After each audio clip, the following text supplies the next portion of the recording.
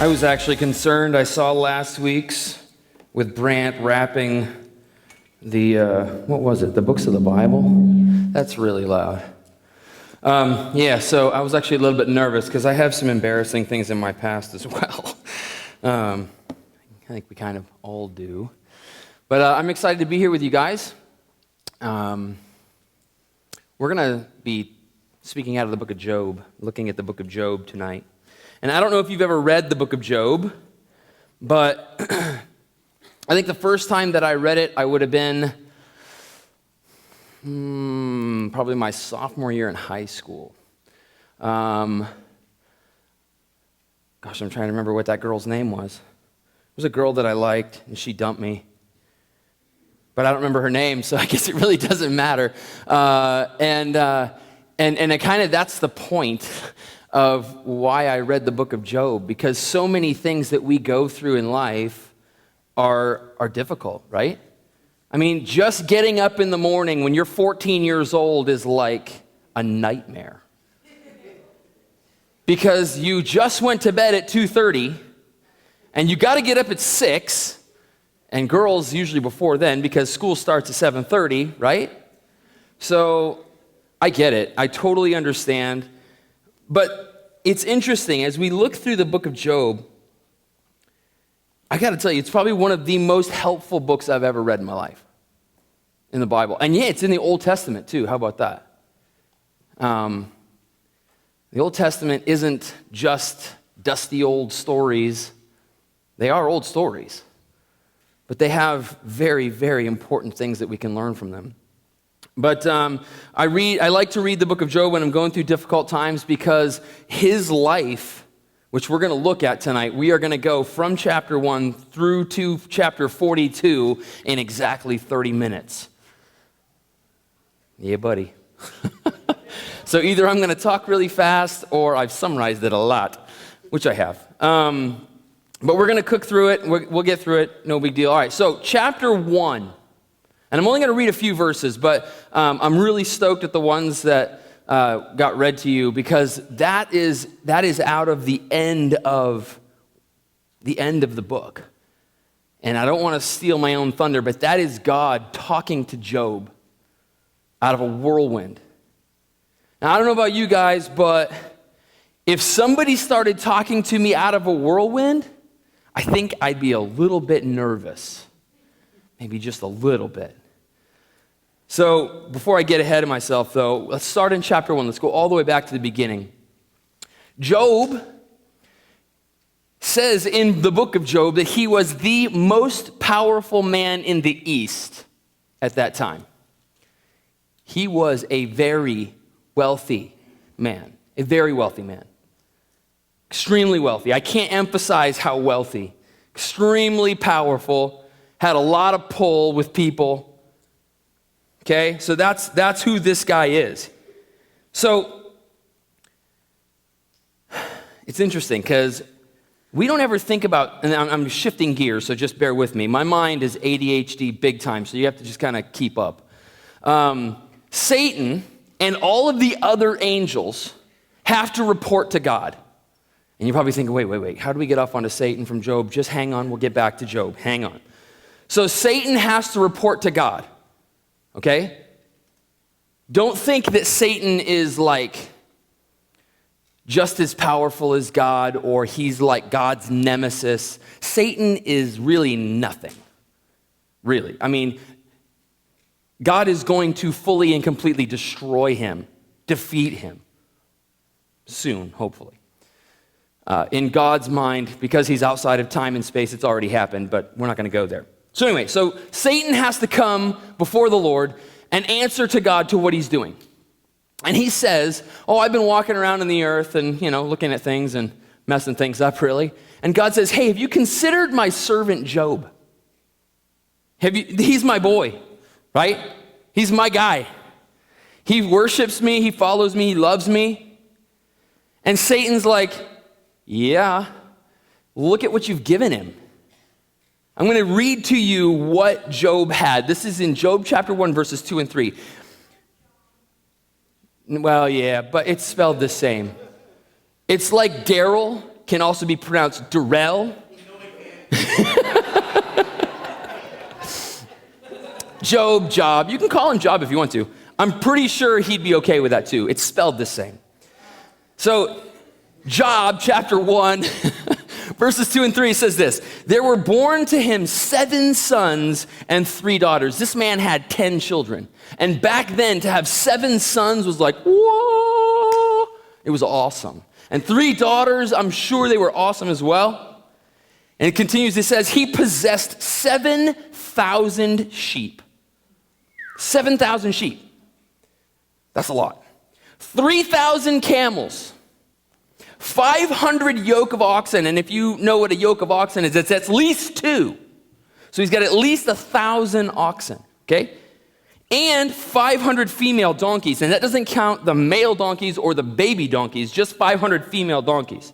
And he says he has many servants. Yeah, he better have many servants to take care of all those animals. You gotta be kidding me. That's a lot. So that this man was the greatest of all the people of the East. So that's what Job was. And so Satan is saying, of course he worships you. You've blessed him incredibly.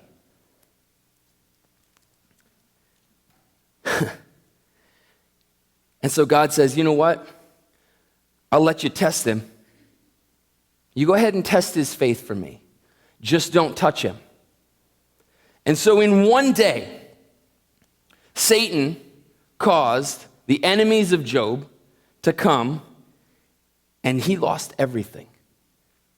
He lost all of his camels, all of his donkeys, all of his sheep, all of his oxen, all of his servants, and he lost his 10 children all at once, all in one day.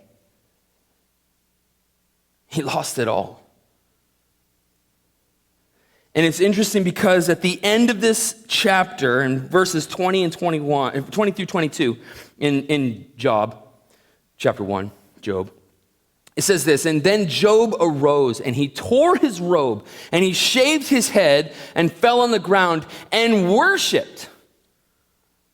And he said, naked I came from my mother's womb, and naked shall I return. The Lord gave, and the Lord has taken away. Blessed be the name of the Lord. In all this, Job did not sin or charge God with wrong. And it's not done. We're not done there. Because then Satan goes back. And he reports to God again, and he says, if you let me mess with him personally, he'll curse you to your face. And God says, just don't kill him. And so Satan afflicts Job with a sickness, and they're boils, they're sores, oozing nasty sores, from the top of his head to the soles of his feet. He gets sick. He can't work. He can't do anything. He's in mourning over his 10 children and the loss of everything he has. And his wife walks up to him and says, why don't you just curse God and die? So his beloved, the one who he adores, comes to him and tells him, just die. So he has literally lost everything. Everything he's got. It's unbelievable. I got to tell you, well, we're not going to get into that yet. At chapter 3, from chapter 3 on through chapter 31, Job has a conversation. Well, almost. We're almost there.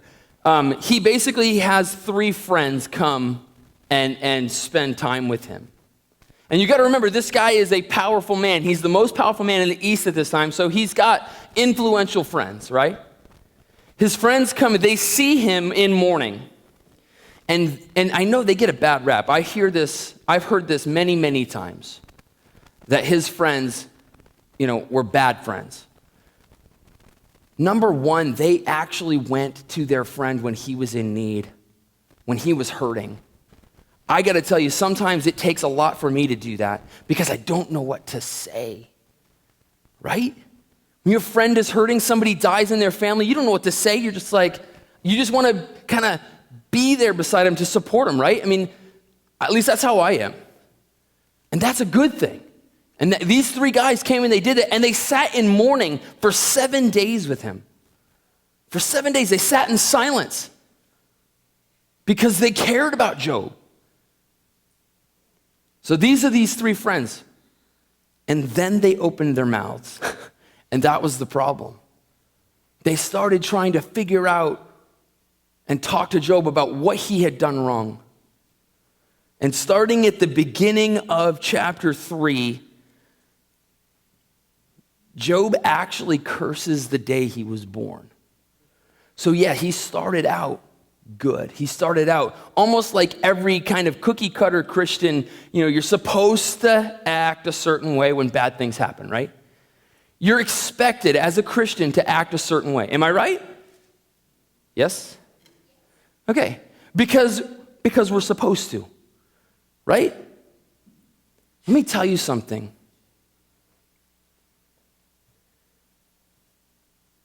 It's not easy to do that. And I'm sure that at the point where he did not charge God wrongly and he had the proper attitude and he was worshiping right, it probably took every ounce of strength that he had to do that. Because he just got done losing everything that was important to him. Except for God, really. And so in the beginning of this conversation that he has with his three friends, he curses the day he was born. And then he has this conversation with these guys, and their names are Bildad, Zophar, and Eliphaz. Yeah, those are normal names. Yeah, that's a good one. It's fun to say. But so these three guys, they start talking, and they're saying, Job, you must have done something. There's no way this all could have happened if you hadn't have done something against the Lord. And he's like, listen, I didn't do anything, I promise. And they go from chapter 3 to chapter 30, what did I say, 31? Yeah, 31. Basically condemning Job and telling him, hey, you did something, you had to have done something. And maybe you've been there, right? You have something bad happen and somebody comes to you and says, and this is interesting, we're actually going to look at at least one of these verses tonight, but there's some trite verses that sometimes people say. They're like, oh, you just need to draw close to the Lord during this time. And it's like, come here, let me smack your face. Because I don't feel like drawing close to the Lord. Right? Sometimes we have questions. Sometimes we want to sit down with God one-on-one and say, what were you thinking? Why would you do this? I don't understand. I have done this, you guys. I've asked those questions of God. And it's okay to ask those questions of God. I'm going to get there a little bit later on, but he has big shoulders. God has big shoulders, and he can handle the tough questions. He can handle any question we ask. I promise you that. But we get to chapter 32, and there's this guy, and I'm guessing there's not really a lot that gives you a background on this next guy. It's the fourth guy that speaks, and he's a younger man, and I think that he's kind of an onlooker to this conversation. And I really believe that the conversation that takes place from chapter 3 all the way to chapter 42, I believe, and it doesn't say, but this is just my personal opinion, that it all happens in one day.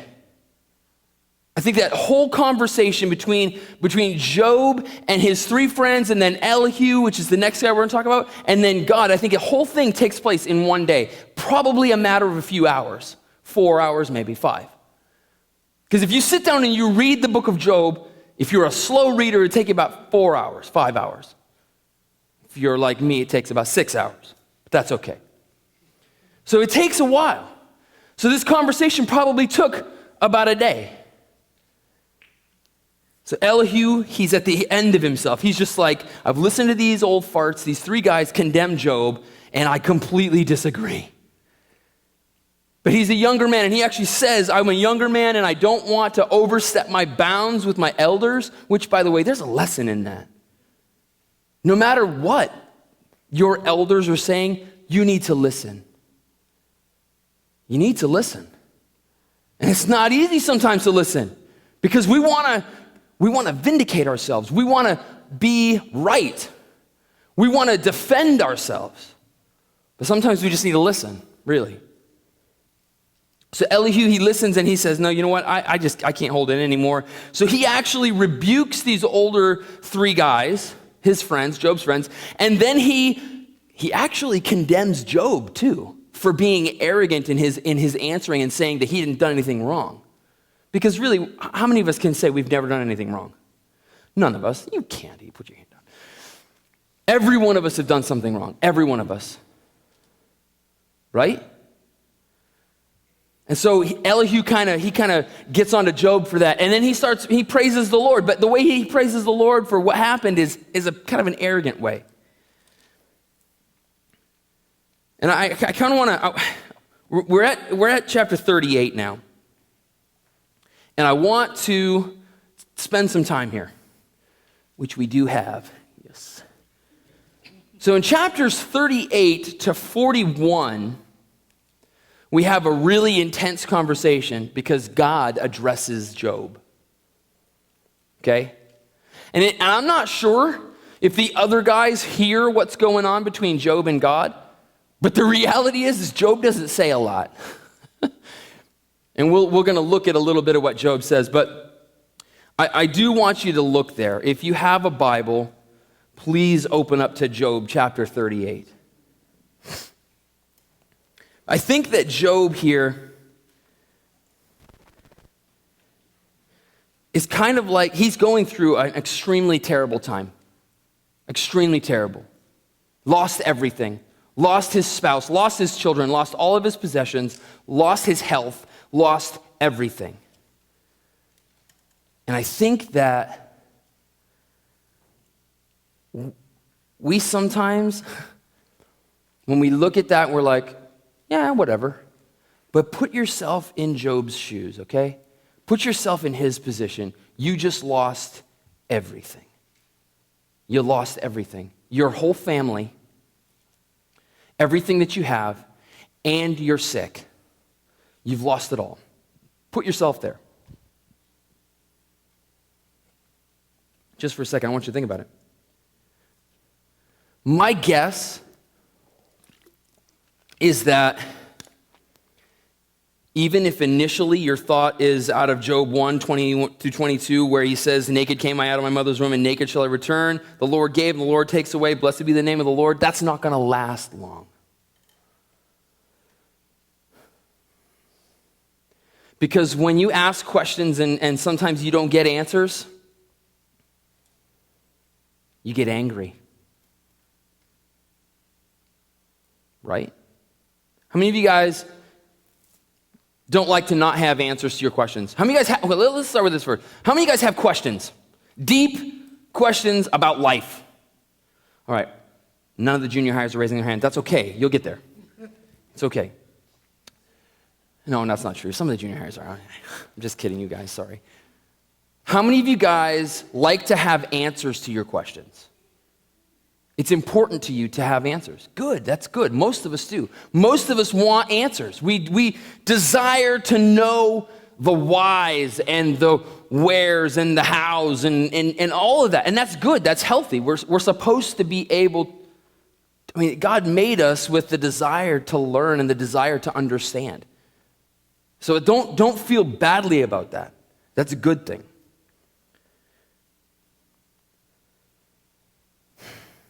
I want you guys to understand this. When Job went through what he did, this extremely difficult time, initially he responded well, and then he kind of fell off the apple cart a little bit, and he got mad, and he started defending himself, just like the rest of us do sometimes. But I want you to understand this. God is 100% able. God is 100% able. No matter what you're facing, no matter what your questions are, like I said, God has big shoulders. He has a strong back. He can handle whatever you ask. He can handle whatever you're going through. He can handle it. He can handle whether you're questioning his existence, whether you are going to come to the point where you believe in the same God that your parents believe or your grandparents believe or your youth workers. Maybe you guys have questions about that. I just don't know if God is real. I don't know if he's what I want to follow. He can handle those questions, you guys. I went through a time in my life when I did that. I asked those questions. I did not come to know the Lord as my personal Savior until I was 20 years old. My dad was a pastor. My grandfather was a pastor. I grew up in a home where the Bible was important, and we went to church every single week. It was very emphasized in my family, and yet I still did not truly understand until I turned 20 years old. And then I had a very superficial knowledge, and at that point, it started growing. And you never get there. You never arrive. You're always going to have more questions. And that's okay. I want to reassure you that that's okay. Maybe you're questioning whether or not you agree with his word. You agree with what he says. Man, there are times right now in my life, in my early 40s, where I'm questioning some of that. I'm like, are you kidding me? I got to do that, or I got to stop doing that. That's crazy. No, that's what God wants you to do. And we struggle because we have a filthy, sinful nature that we have to fight against. But he can handle that question. He can handle the questions, or he can handle the fact that maybe sometimes you're mad at him. Maybe something happened in your life and you're just ticked. You're mad at God. You don't make any bones about it. You're just mad at God. I want to reassure you that that's okay. Let me put a parenthesis around that, because I don't want you guys going home and saying to your parents, hey, Pastor Tim said it's okay for me to be mad at God, so no. Just hang on. What I mean by it's okay is that God can handle that because he's 100% able to handle that. That doesn't make you right. And we're going to see here in a minute what happened when Job started questioning God, and then God starts talking back to him. Because Job had questions. Why'd you take my family away? Why'd you take my possessions away? Why'd I get sick? Why'd my wife walk off and tell me to die? Those are tough questions, right? I mean, if you had to face those questions right now, because I'm guessing that God didn't check with Job's planner to make sure that this was a convenient time for him to have all these tests, right? No, it happens at the most inconvenient time possible. But I'm really positive that God handled those questions, and he handled them just fine because he's 100% able to handle it, just like he's able to handle our questions. So I want to look. Let's start in Job chapter 40. And I got to open it up here. Give me a second. Job chapter 40.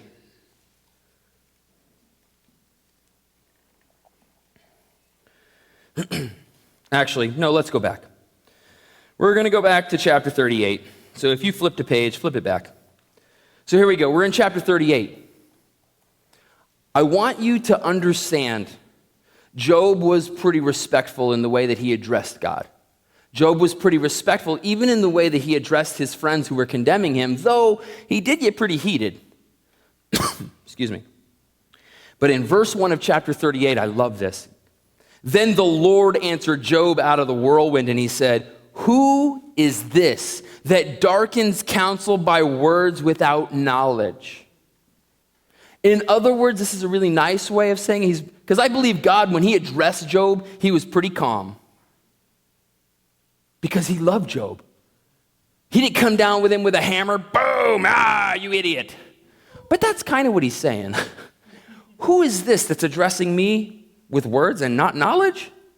You're a moron, buddy. Compared to me, you don't have the understanding that I have. You don't have the perspective that I have. So let's put this in perspective, buddy. That's what God's kind of approaching Job with. He says, dress for action like a man. I will question you, and you will make it known to me. And then he says this, where were you? And remember, this is God talking to Job. Where were you when I laid the foundation of the earth? He's basically saying, hey, by the way, buddy, where were you when I created with my words the earth? That's his first question for Job. Can you imagine God coming to you when you have your questions and very lovingly saying, hey, yeah, just a reminder, where were you when I created the earth? Oh, that's right. You weren't anywhere. And then he goes on. He talks about the earth, and then he talks about, or who shut in the sea with doors. So he talks about the sea, and he's talking about the boundaries of the water. Who set that up? Oh, that's right. You didn't, I did. That's what God's saying. He says, have you commanded the morning since your days began and caused the dawn to know its place? Nope. Have you entered, and I'm in verse 16 now, have you entered into the springs of the sea or walked in the recesses of the deep? How about that one? Have you walked in the recesses of the deep? Have you ventured 20,000 leagues under the sea with Captain Nemo? And if you don't know that book, shame on you. But have you done that? Have you gone to the bottom of the ocean and unlocked the mysteries that are down there? Because God has. And then he says, where is the way to the dwelling of light? In other words, where does light come from? Oh, the sun, right. Where does the light come from the sun to power the sun? Not Job, not you, not me. He says, have you entered the storehouses of the snow? In other words, have you been able to go up into the storehouses of heaven and look at the snow that is going to fall down on the earth? I love it. I love the way God questions. In verse 25, oh, no, that's not it. Let's see. Okay, this is a good one. 31. Verse 31. Can you bind the chains of the Pleiades or loose the cords of Orion? Pleiades is a star. Orion is a constellation. He's saying, hey, can you go and wrap a chain around Pleiades, please? No, Job can't do that. He says in verse 34, can you lift up your voice to the clouds that a flood of waters may cover you? No, obviously not. 39, can you hunt the prey for the lion? In other words, can you provide the food for the lions? Only if they're in a zoo. Then we get to chapter 39, and God continues. He says, do you know when the mountain goats give birth? In other words, are you able to be in all of the mountains to see all the mountain goats, and when they give birth, are you there? No, you're not. And he continues on in verse 9 of 39. He says, is the wild ox willing to serve you? You guys get the idea, don't you? Do you understand what God is saying? He's saying, and he goes on and on and on. Look in verse, and then, okay, hang on here. In chapter 40, God addresses again, and he says, shall a fault finder contend with the Almighty? He who argues with God, let him answer it. And then he waits for Job, right? He waits for Job to answer. So can you imagine being Job at this point? And God says, hey, so what's your answer? So here's what Job says. He says in verse 4, behold, I am of small account. Okay? That means I'm little here, okay? God, I'm not big enough to understand any of that. He says, what shall I answer you? I lay my hand on my mouth. I have spoken once, I will not answer twice, but I will proceed no further. And that's it. And that's the last thing that Job says in this chapter, in his address to God. And then God continues, and he challenges Job some more. He says, let's see. Oh, here we go. He starts talking about dinosaurs.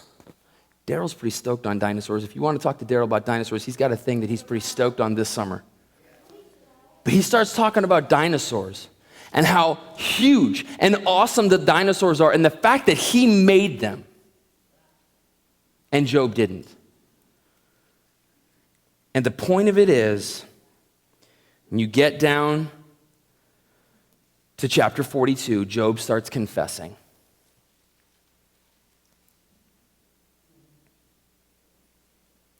And he says in verse 2 of 42, I know that you can do all things, and that no purpose of yours can be thwarted. Who is this that hides counsel without knowledge? Therefore, I have uttered what I do not understand, things too wonderful for me, which I do not know. Hear and I will speak. I will question. Oh no, that's. Hang on. Let's move back to my notes. That was the last part that I wanted to say. So back in my notes here. In all of this, from chapters 38 to 41, God is showing Job that he has a purpose and a plan.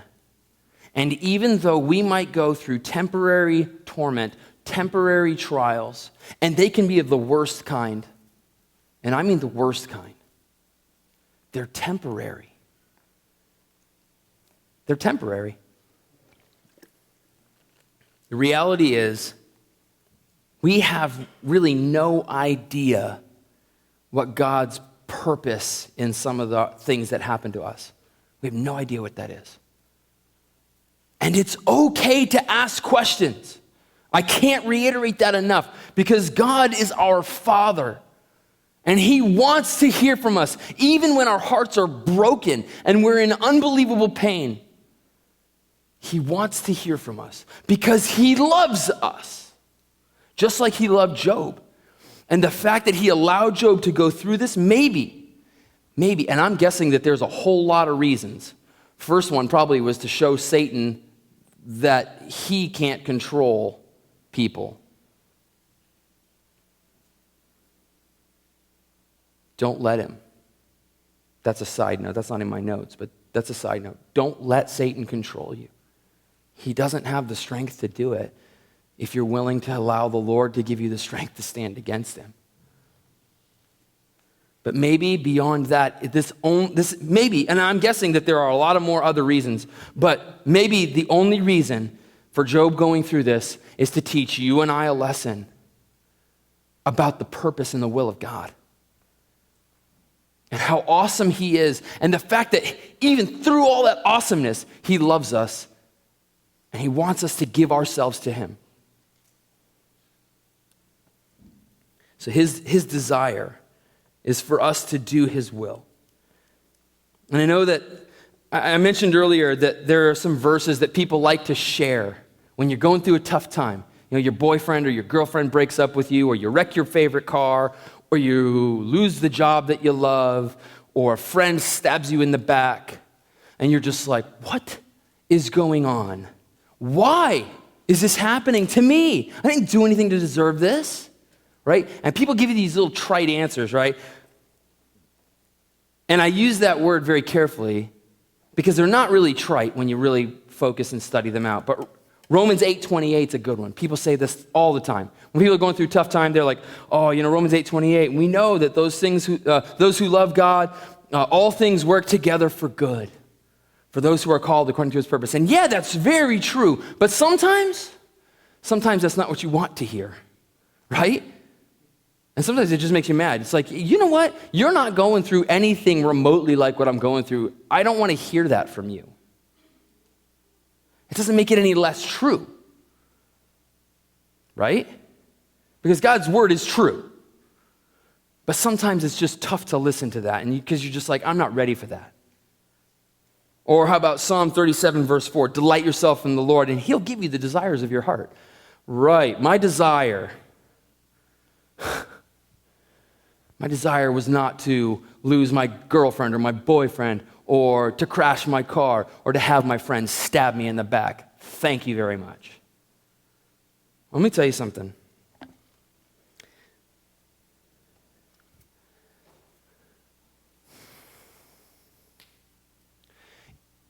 If that girl, my sophomore year in high school, had not broken up with me, and we had ended up staying together and got married, I wouldn't be here.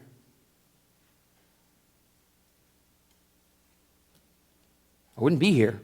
I wouldn't have 5 wonderful kids that I want to strangle sometimes, but they are awesome.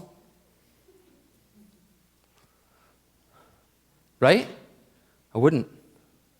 I wouldn't have my awesome wife that I have now, who is, by the way, way more beautiful.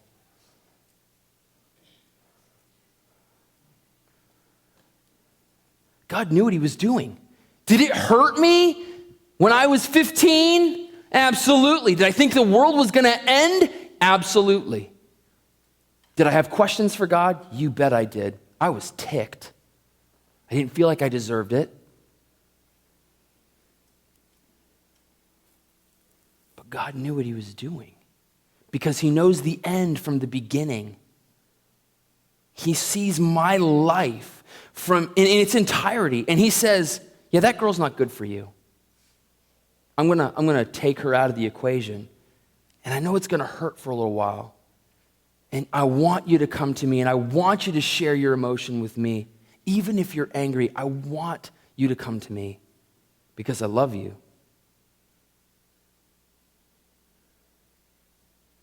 But ultimately, I got so much better because that was what God wanted. And so what you're going through right now, God can handle those questions. I promise you, he can handle it. He loves you. He wants to hear from you.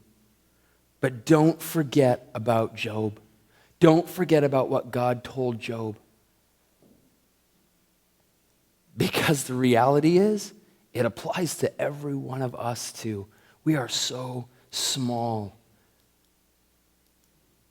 And our questions, yeah, while very valid, and yeah, the pain is real.